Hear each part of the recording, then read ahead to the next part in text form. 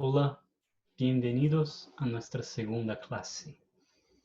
Hoy en la magia de los sueños vamos a profundizar un poquito más lo que empezamos en nuestra clase anterior.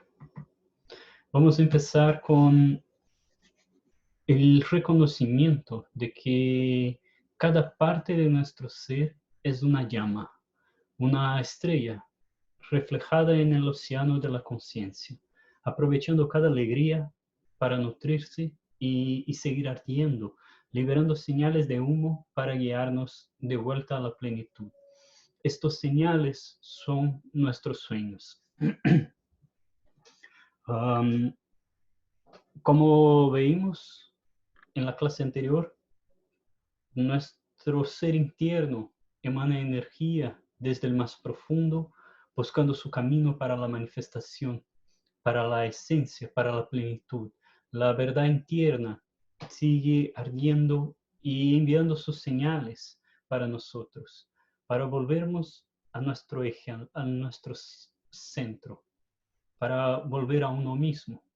Entonces, estas señales vienen a la conciencia a través de los sueños. Y para seguir, ciertamente, mirando tus sueños, ya te ha encontrado con cosas incoherentes que no encuentras relación con tu vida. Esto es porque quien observa el sueño no es la misma persona que lo sueña. Sí, el sueño es tuyo, pero no siempre eres tú el que está soñando. Um, para entender los sueños, necesita conocer al soñador. ¿Y qué es el soñador? El soñador es la plenitud interna, es todo nuestro ser. No es nuestra persona, no es lo que manifestamos de nuestro ser, es el ser total. Así siendo, para el ser total hay partes de nuestro ser que no están en el consciente.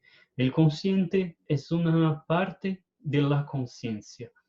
Así siendo, nuestro consciente tiene la atención, que es el enfoque, donde ponemos nuestra atención, tiene la conciencia ordinaria, que es la conciencia de orden, que ordena las actividades que diarias, ordena los pensamientos, ordena incluso la percepción del tiempo. Así siendo, el consciente, que es lo que utilizamos en el día a día, es solo una parte de nuestro ser. Cuando hablamos de los sueños, hablamos del inconsciente, hablamos del ego, del animus, ánima, id, varios aspectos de la psique que impulsionan la manifestación del ser. Pero no todos son conscientes. Utilizamos en el día a día una parte de nuestra conciencia, pero en los sueños estamos hablando de la conciencia total. Entonces, la conciencia es tuya y todo que está ahí es parte de ti. Pero cuando observamos un sueño despiertos, cuando racionalizamos el sueño, no es la misma persona que está soñando, porque hay partes de nuestra conciencia que no hacen parte de nuestro consciente, de nuestra razón. Así siendo, no vamos a encontrar relaciones justo porque los sueños adentramos al universo inconsciente. Y el inconsciente es exactamente donde está lo que no viene a la conciencia. O sea, parte de nuestro ser que naturalmente rechazamos. Así siendo, ¿por qué vamos a encontrar cosas coherentes, cosas que sean del día a día? Porque lo consciente ya trabajamos con la razón. Lo que viene en los sueños son las cosas que no son racionales, ¿no? Y es justo el inconsciente, justo las cosas que no hacen parte de nuestro consciente. Por eso es natural que no tenga esta coherencia, que no comprendamos, que encontramos en los sueños cosas que no hacen sentido, porque lo que hace sentido es de la mente. Y adentrando al universo de los sueños estamos hablando de las otras partes de nuestro ser. Y para esto vamos a comprender las otras partes de nuestro ser. Aunque sea un taller volvido a la magia de los sueños, Nosotros vamos a estudiar psicología, psicanálisis, comprender la psique es parte de comprender los sueños, comprender a uno mismo. Autoconocimiento, conoce a ti mismo y conocerás a Dios, conocerás al universo.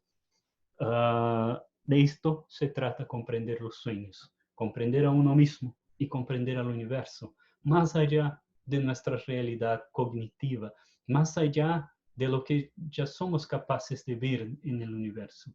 Hablar de los sueños es hablar de lo que no vemos.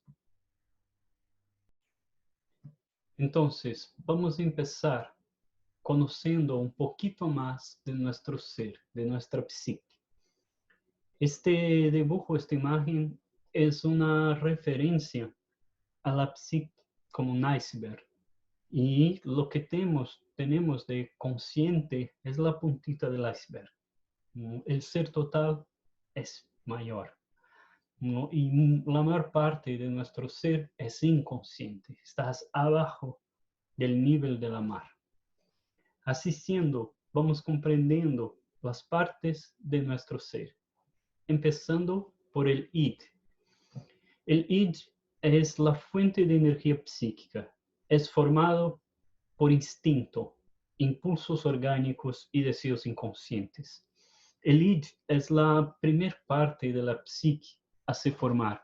Aún el niño, aún adentro del útero de la mamá, ¿no? Y es la parte de los impulsos orgánicos que van a generar las necesidades, no las sensaciones y las reacciones a todo lo que sientes.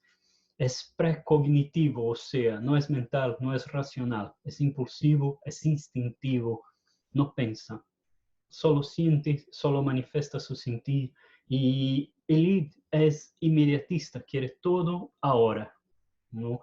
Entonces, la parte más baja del cerebro, que es el cerebro reptiliano, las partes impulsivas más animales del ser humano.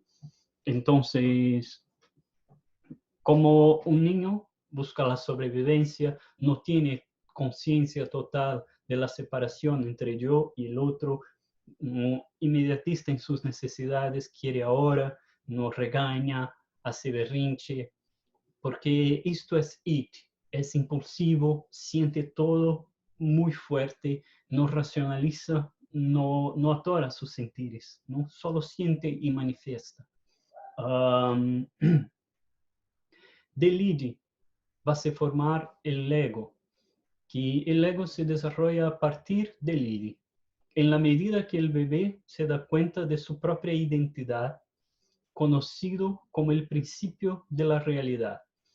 El ego busca racionalizar y comprender los impulsos del id. El id es la fuente de la energía psíquica, ¿no? Los impulsos internos. El ego es el observador, ¿no? El conocimiento de uno mismo. Entonces, ¿cuándo surge el ego? Cuando comprendemos nuestro cuerpo, ¿no? Cuando vemos a un bebé ahí descubriendo sus manos, ¿no? Sus pies, aprendiendo a mover su cuerpo, cuando reconoce la distinción entre él y el otro, ¿no? Es ahí que está el ego, la individualidad, el reconocimiento del yo. Así siendo, este ego reconoce quién eres, reconoce el mundo fuera de sí, ¿no? Y entonces empieza a manejar, a controlar sus instintos y sus impulsos. Junto a esto va a surgir el superego. Este se forma después del ego durante el esfuerzo del niño para introyectar los valores recibidos de los padres y la sociedad para recibir amor y afecto. Él forma el libro de la ley. ¿Qué es esto? ¿No? Reconociendo, ¿no? Los impulsos del bebé, ¿no? Entonces, cuando quiere algo, cuando siente hambre, llora, regaña, cuando reconocer que él no tiene control de sus impulsos, está aprendiendo. Y a medida en que aprende, va reconociendo que hay impulsos que tiene que contener. Hay todas las reglas sociales y el aprendizaje. Y el ego reconoce las informaciones del exterior y empieza a encajar un conjunto de reglas, de leyes para vivir. Así siendo, esto puede, esto no puede. Cuando hago esto, recibo lo que quiero. Cuando hago esto, me regañan, ¿no? Y así la necesidad del amor, del afecto, de aceptación, de seguridad, no son impulsos naturales del id y reconocidos por el ego. Así siendo, va formando una estructura mental con reglas de cómo puede ser, qué puede, qué no puede, cómo tienen que ser las cosas, qué es correcto, qué es errado, absorbiendo las informaciones del exterior y también generando sus propias informaciones a partir de la experiencia. Oh, si hago esto me duele, si hago esto me va bien. Y así el superego es un conjunto de estructuras mentales, racionales, informaciones sociales, culturales, la mayor parte recibida de los padres, que va generando un sistema de creencias a través del cual vamos estructurando nuestros valores, ¿no? En general, nuestro sistema de valores es siempre punición y recompensa o regalo, ¿no? Entonces, se hace bien, tenemos ahí recibimos un regalo. Si se va mal, hay una punición. Y esto estructura en la psique este mismo mecanismo. Entonces, mismo después de adultos, seguimos esclavos de este libro de leyes, de estas reglas. O sea, hay un periodo en la infancia, los padres, los maestros de la escuela, ¿no? Están ahí nos regañando y hablando, esto puede, esto va mal, ¿no? Y nos poniendo en el rinconcito ahí como punición.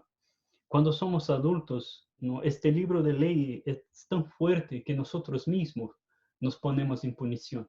Entonces, cuando agimos mal, nosotros mismos nos regañamos, nosotros mismos generamos molestias para compensar el mal que hacemos.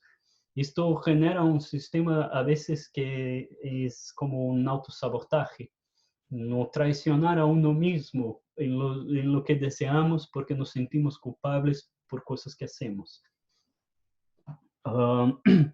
Y pueden ver por la imagen que gran parte del superego es inconsciente, ¿no? Gran parte de estos valores son inconscientes. Tenemos ahí los registros, las leyes, no, pero no somos conscientes de todas ellas. La parte racional es pequeña, pequeña comparado a la totalidad del superego. Y el superego envuelve tanto el id quanto el ego, ¿no? Arriba del nivel del mar está la conciencia. Esta es la parte que llamamos de consciente y es lo que consideramos conciencia, ¿no? Es una cualidad de la mente considerando cubrir la autoconciencia, ¿no? Los 4 aspectos de la conciencia. El primero es la autoconciencia, que es conciencia de uno mismo, ¿no? Es una parte sencilla, ¿no?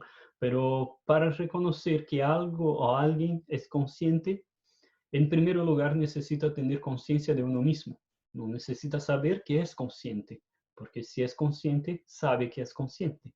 Entonces, esto es el mecanismo primero de la conciencia, el reconocimiento de uno mismo, de la propia conciencia.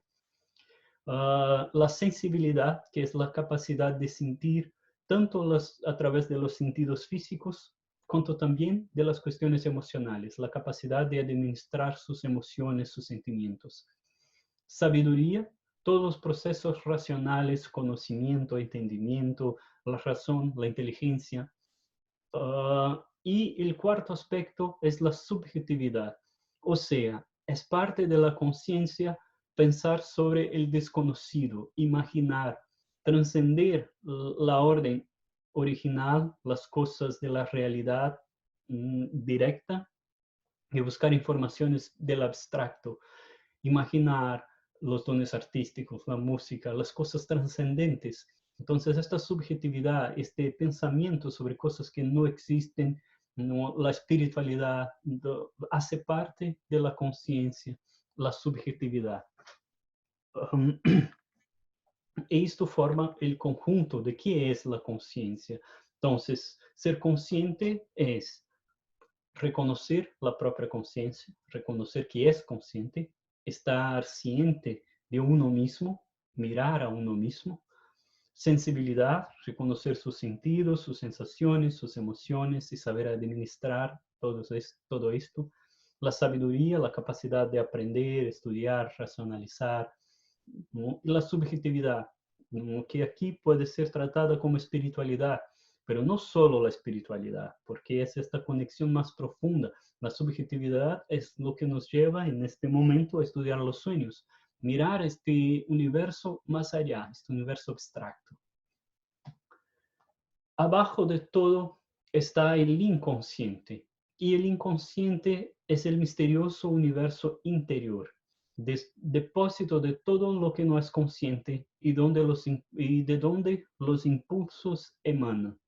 Todos los impulsos energéticos que nos llevan a ser quien somos, nuestras necesidades, anillos, todo viene del inconsciente. Entonces es del inconsciente de donde viene toda la energía de la psique, del más profundo del ser, de este universo misterioso que tenemos adentro. Del inconsciente vienen los impulsos energéticos. El IDI va a conducir estos impulsos, esta energía para la sustentación de la vida, para las necesidades, los impulsos más animales, ¿no? Y el primer punto más precognitivo, o sea, antes del pensar, ¿no? Existe la necesidad, y la necesidad principal es mantener la vida. En un otro taller hablamos de la condición humana, ¿no? Y el camino del cuerpo. Entonces, la sustentación de la vida en cada célula de nuestro cuerpo busca tres cosas: nutrición, reproducción y bienestar. Así siendo, este es el conjunto de informaciones principales acerca del ID, ¿no? Los impulsos energéticos para mantener la vida. Y la vida se mantiene a través de nutrición, reproducción y bienestar. Este conjunto nos sirve de análisis para comprender más perfectamente qué son las cosas en nuestro sueño, porque tenemos que comprender que en nuestros sueños van a ser distintos de nuestra realidad, porque el ID también sueña, el superego también sueña, el ego también sueña, ¿no? Entonces, no todo está arriba del nivel de la conciencia. La mayor parte de nuestro ser está abajo, es inconsciente, y es de donde emanan los impulsos principales de nuestra psique. Antes de pensarnos, ya tenemos necesidades, ya tenemos ansiedades, ya buscamos algo, ya tenemos deseo. Y el ego, la realidad, la condición humana, va a elegir cuáles de estos deseos que sí se puede, cuáles que no, y vamos reprimiendo partes de nuestro ser. Algunos impulsos animales del ID son agresivos, son nocivos, ¿no? Y necesitan cuidado y atención. Otros solo quieren su placer, su bienestar. Y hay conceptos. El superego, el libro de la ley, rige nuestro sistema de creencias. Y hay sistemas de creencias que nos prohíben del placer, ¿no? Sistemas de creencias que hablan que todo hay que hacer por dolor. Entonces no puede recibir dinero, no puede tener prosperidad sin sacrificio, no puede tener prosperidad sin esfuerzo. Entonces necesitamos sufrir para tener prosperidad. Esto es un sistema de creencias que nos impide de recibir las cosas amorosamente, de conectarnos con la fuente infinita de la prosperidad y de la abundancia que es el universo.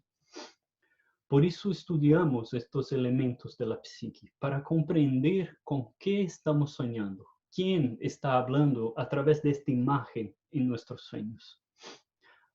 Esta es una visión sencilla de la psique. Es una base inspirada en la psicología de Freud. Um, entonces, sobre esta base, un diagrama más detallado de la psique fue hecho en la psicología analítica por Jung, incluyendo nuevos aspectos, aprofundizando un poquito más y ampliando, trayendo nuevos elementos. A mí me gusta más este, y por ser más completo, por traer más elementos de la psique y que están más alineados, más de acuerdo con lo que reconocemos y encontramos en nuestros sueños. El anterior nos da la base para comprender a uno mismo y nuestros deseos, nuestros impulsos. Pero en este podemos ver toda la estructuración que es nuestro ser y en relación con los sueños. Empezando por el self.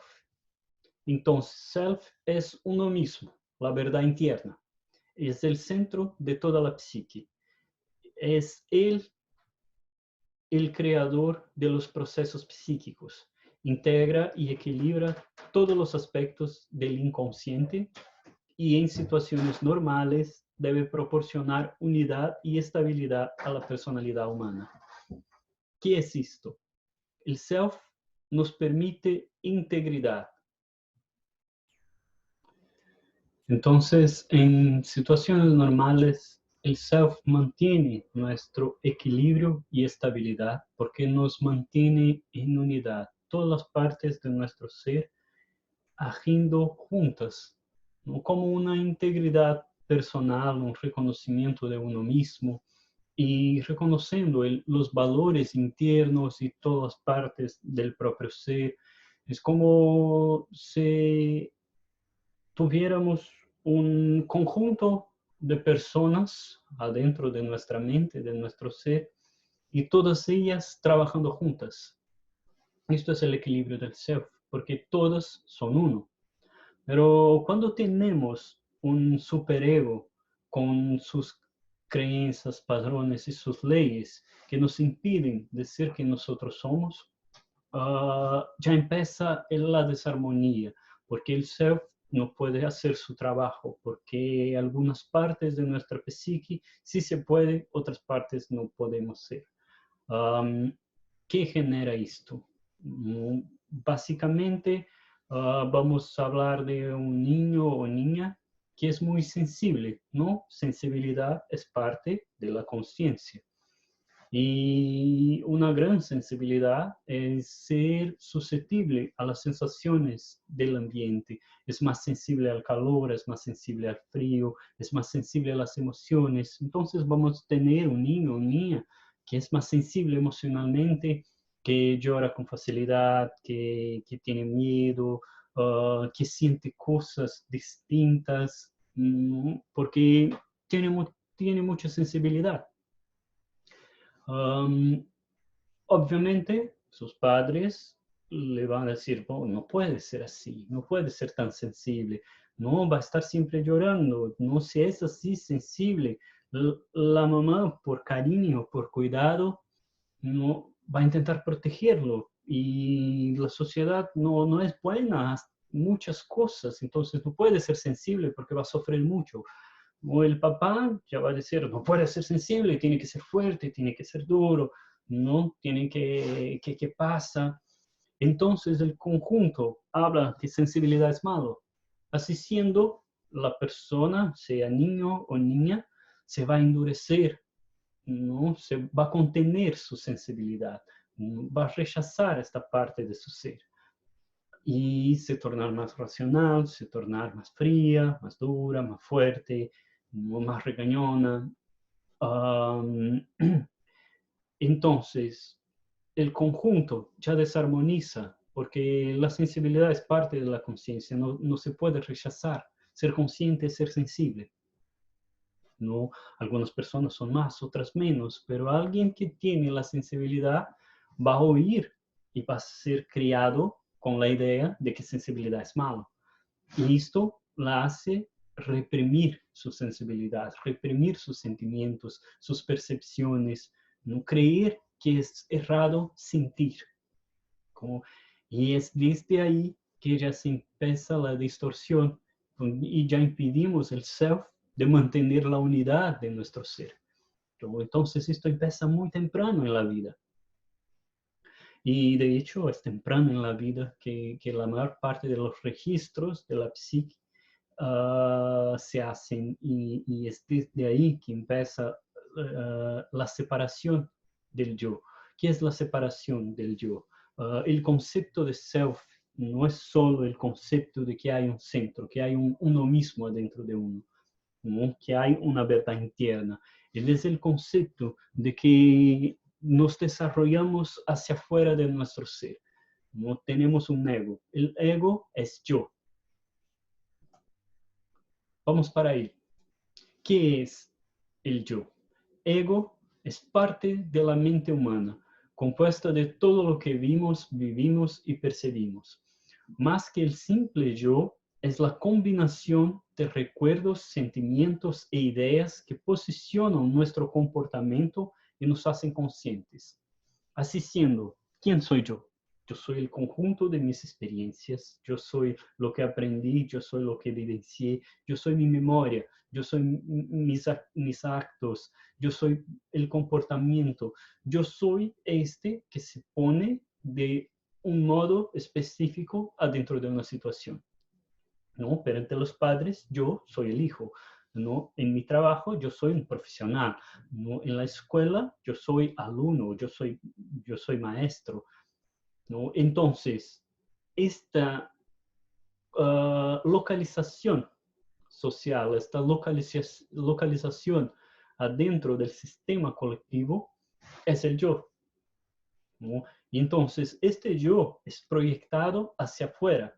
O sea, yo no soy yo adentro de mí, yo soy yo en referencia a estos factores exteriores.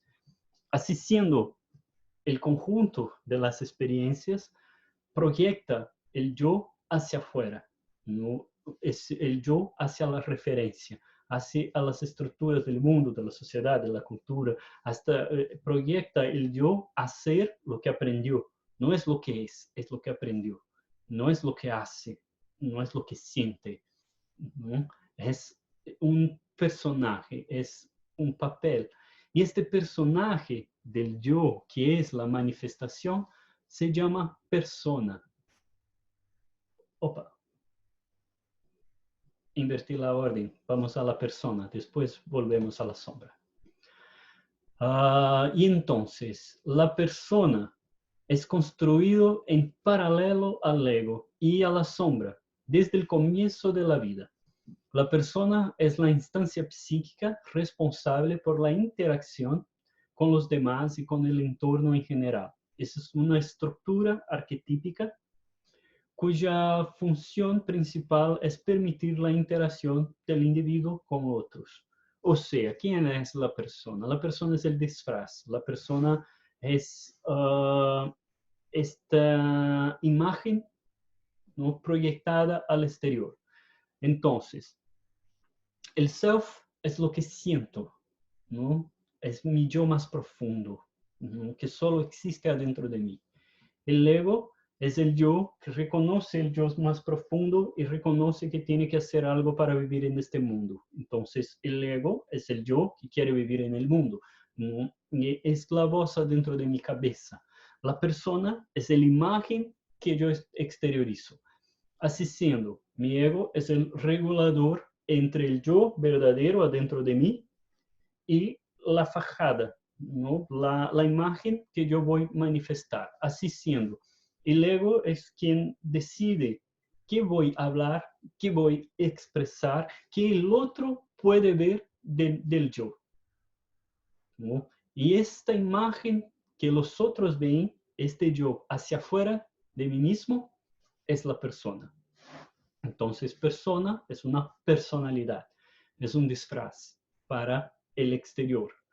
Entonces, nuestra creación está enfocada en términos de una vida social y colectiva a proyectar el yo hacia afuera, ¿no? Y proyectado hacia afuera vivimos una personalidad, una imagen del yo, no el yo verdadero, ¿no?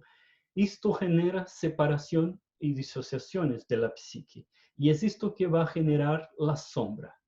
La sombra abarca, además de los complejos, información subliminal que no ha sido asimilada conscientemente.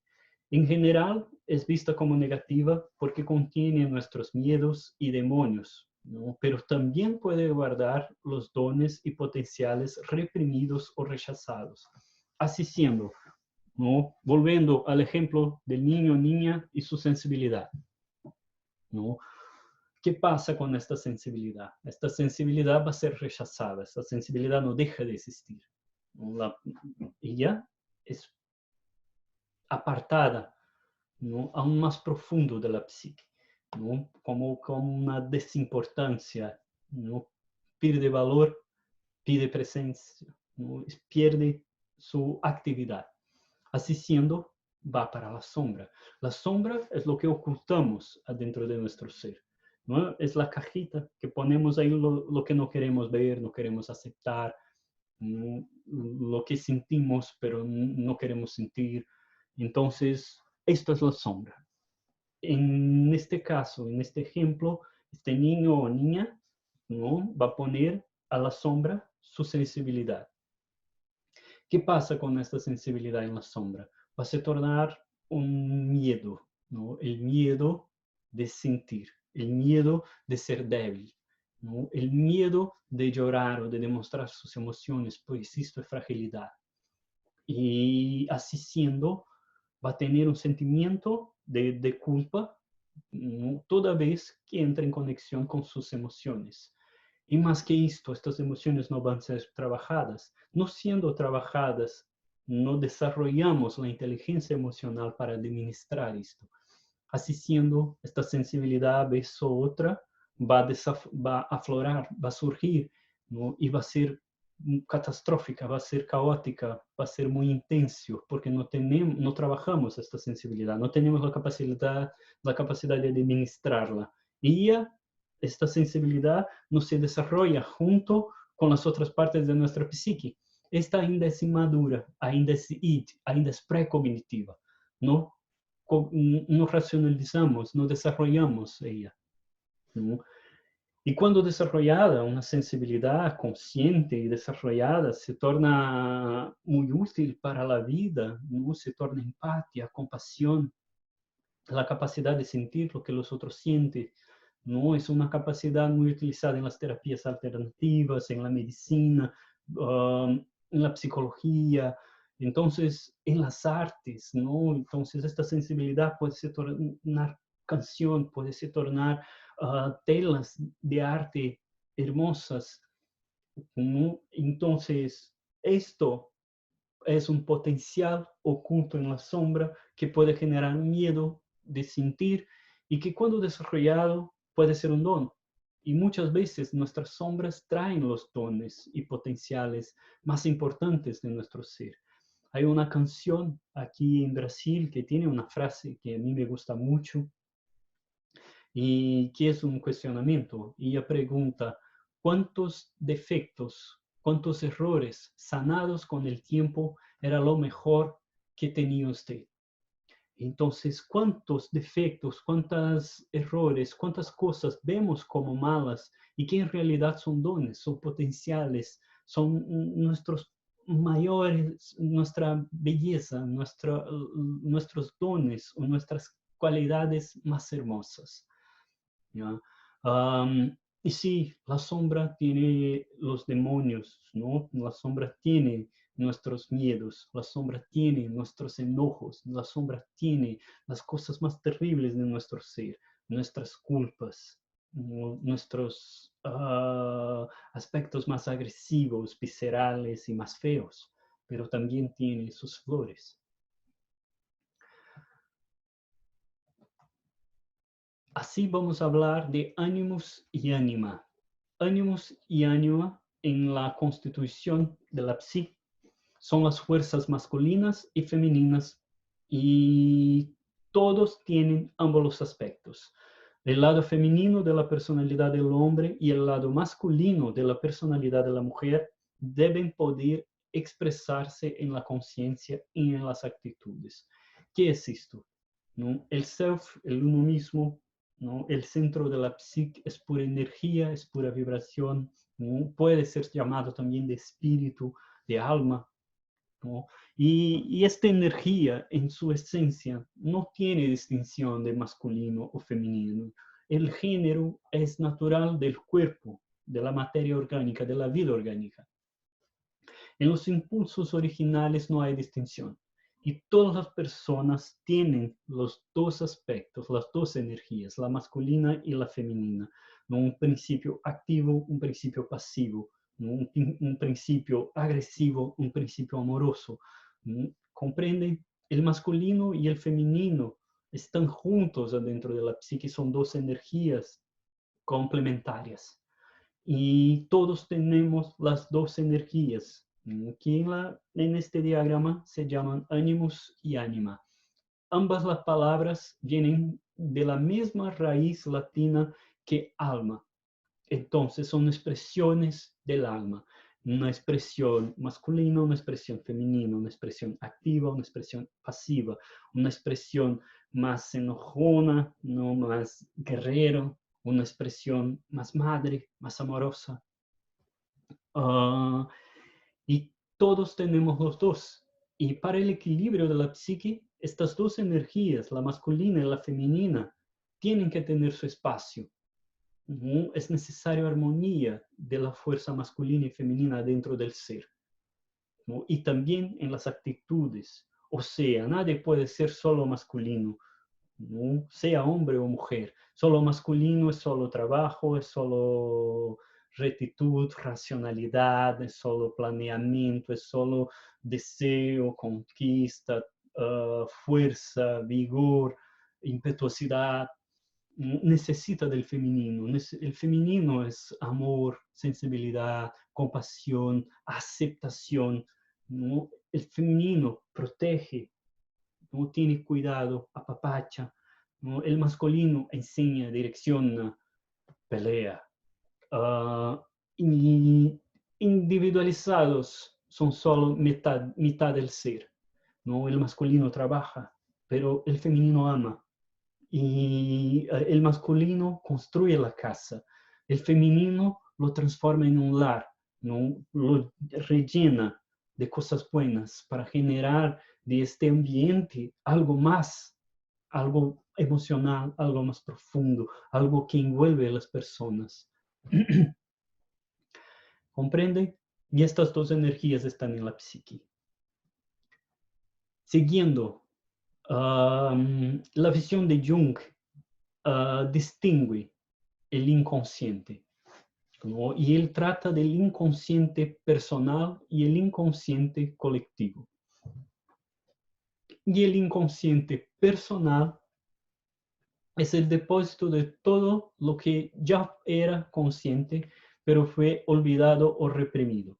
Tiene la función de recibir todas las actividades psicológicas y contenidos que no pueden armonizar con el consciente. Desempeña un papel fundamental en la producción de los sueños. ¿Qué es el inconsciente personal? El inconsciente personal es para dónde va lo que olvidamos. El inconsciente personal es para dónde va toda la información que no racionalizamos. ¿Qué es esto? ¿No? En la clase anterior hablaba que nuestro cerebro es holográfico, no separa el olor, el color y la flor. Así siendo, hay un conjunto de informaciones acerca de cada memoria que tenemos. Entonces, cuando vamos a acordar de un evento, ¿no? Una situación de la vida, del pasado, y por ejemplo, el momento en que conocemos una persona, vamos a acordar de dónde estábamos y quizás qué hicimos en aquel entonces. Algunas personas con buena memoria van a acordar de la ropa que utilizaba o que el otra utilizaba. Pero nuestro inconsciente personal graba también la temperatura, los olores, las sensaciones físicas, un conjunto de informaciones, las percepciones más sutiles que no racionalizamos, no pensamos en la energía, en la temperatura, no pensamos en los olores que tenían en el ambiente, no pensamos en varias cosas, ¿no? Pero nuestro inconsciente capta las informaciones. El ojo humano capta luz ultravioleta, tiene la capacidad de ver irradiaciones luminosas, ¿no? La aura, la energía. No totalmente, pero tiene la capacidad de ver más allá del cuerpo. Así también de las expresiones sutiles, reconocer estados emocionales, ¿no? Personas, aunque no desarrolla la sensibilidad, tiene y puede sentir lo que el otro siente, reconocer sus emociones, sus expresiones. Y esto no es racional, así siendo es el inconsciente personal. Una duda común es cómo distinguimos el inconsciente personal de la sombra, siendo que el inconsciente personal también hace parte de lo que no es consciente, así como la sombra. Pero la distinción es que el inconsciente personal es general, ¿verdad? Y es lo que no percibimos, no racionalizamos, no registramos. La sombra es registrada y rechazada. Esta es la distinción. ¿No? El inconsciente personal no necesita en ningún momento que tú lo comprendas o lo veas. No está en el conjunto de informaciones que no traemos a la conciencia, pero hace parte de nuestra experiencia. Y la sombra, en algún momento la traemos a la conciencia, la sentimos, la experienciamos y la rechazamos, la reprimimos, ¿no? Esta es la distinción, ¿no? Es por esto que la sombra tiene este poder psíquico, porque ella ya fue reconocida, ya fue consciente en algún momento, quiera o no admitirlo. Y ahí, así vamos a la conciencia, ¿no? Entonces, la conciencia, como vimos antes, es la calidad de la mente considerando cubrir la autoconciencia, conciencia de uno mismo, la sensibilidad, sentimientos, emociones, sensaciones, sabiduría, los procesos racionales, memoria, entendimiento, comprensión, todo el conocimiento, y subjetividad, la capacidad de imaginar, crear, conectar con el abstracto, no ir más allá de la realidad objetiva.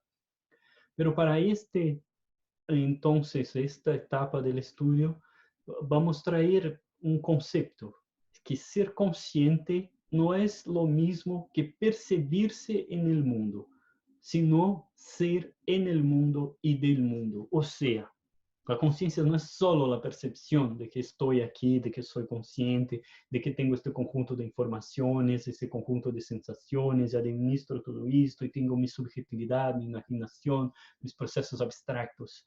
No, ser consciente es ser en el mundo, o sea, yo soy en este mundo, yo existo en este mundo, aquí ahora, ¿no? Y yo soy del mundo y en el mundo, ¿ya? O sea, mundos, en su mundus, la palabra original, ¿no? del latín antiguo que va a generar la palabra mundo para nuestra lengua, tanto el portugués cuanto el español, la palabra es la misma, mundo, y tiene el mismo origen que es mundus. Mundus es, es la belleza, ¿no? Es lo que es hermoso. Esto es mundo, la manifestación de belleza. Y entonces, toda la belleza, toda la hermosura, no sé si esta palabra existe en español, pero todo lo que es hermoso es mundus, ¿no? Y entonces el mundo es el local donde la belleza puede manifestarse. Y entonces ser en el mundo es manifestar su mejor. Ser del mundo es reconocer el mejor y proporcionar el mejor del mundo. Pero entonces conciencia no es solo saber, es ser, ¿no? Aquí y ahora, ¿no? Con todo esto. No hay para la conciencia distinción. ¿No? Conciencia, en esto, conciencia, muchas veces conciencia y espíritu, en los términos místicos y caminos espirituales, religiosos.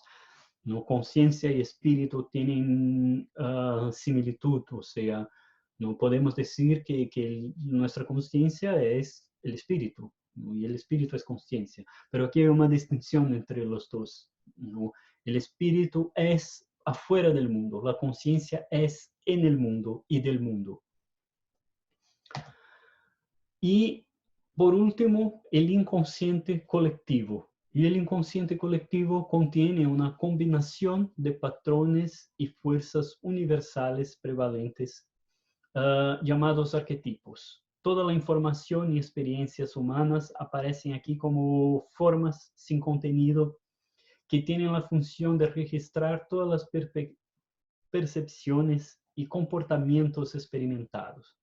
¿Qué es el inconsciente colectivo? El inconsciente colectivo es toda la experiencia de toda la humanidad.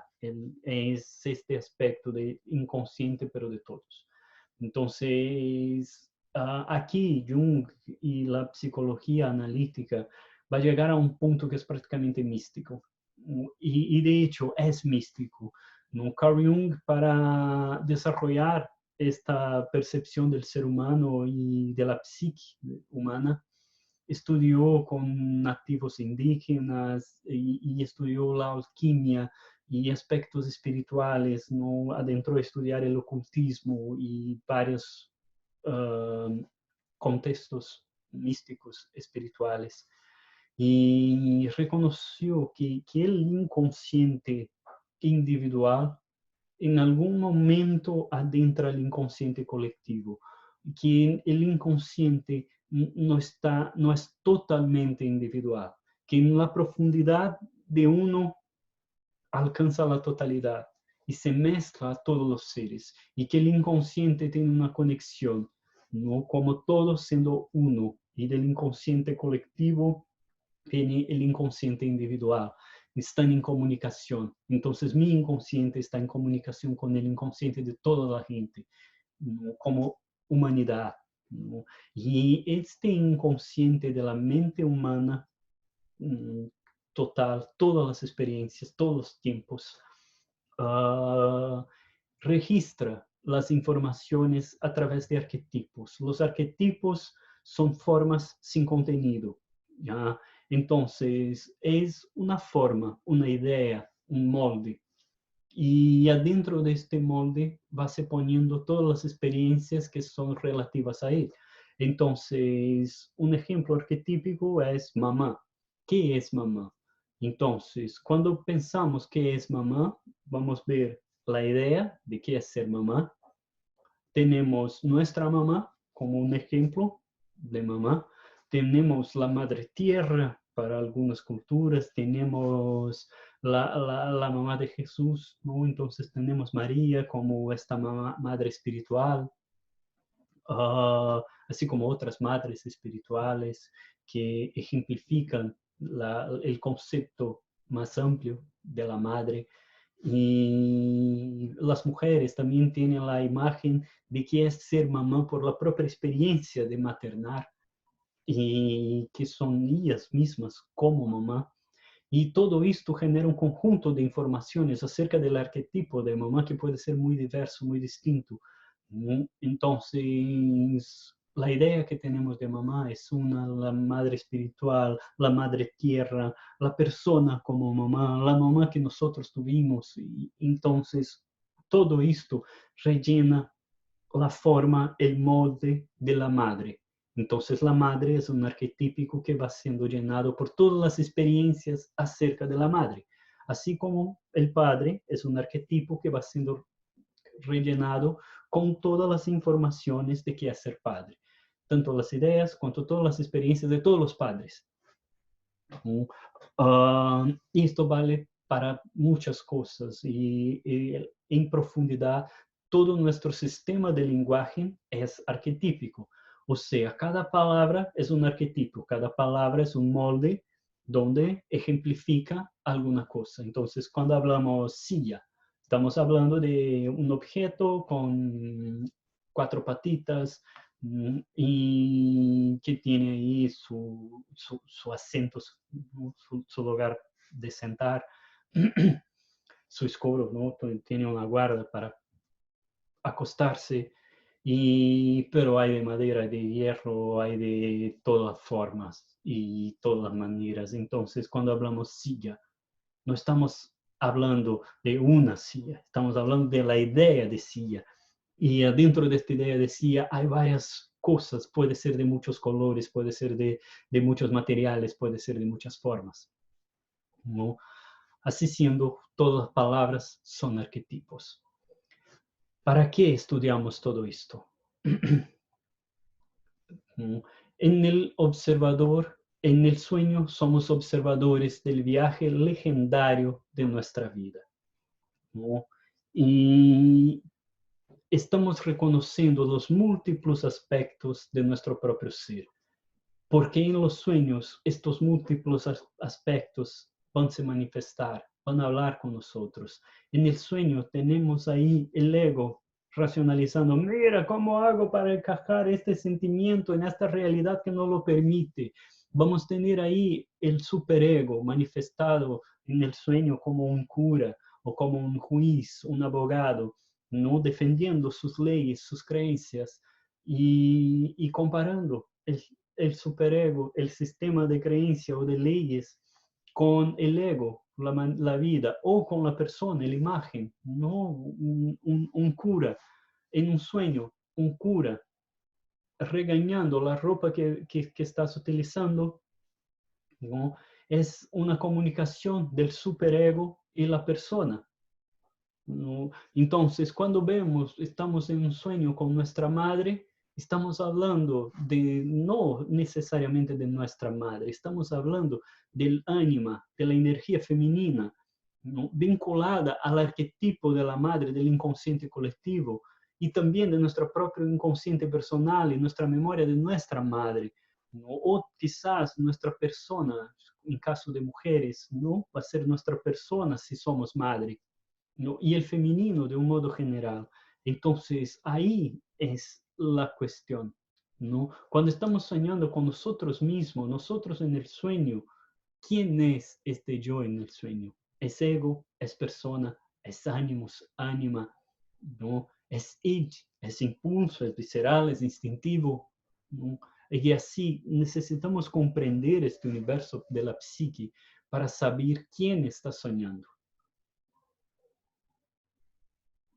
Y con esto yo encerro nuestra clase de hoy y espero que les tenga gustado. Y luego seguimos para nuestras próximas clases, aprofundizando más y más este universo de los sueños y reconociendo más profundamente cómo vamos reconociendo estos personajes en las historias que se manifiestan en nuestro sueño. Muchas gracias a todos y hasta la próxima clase.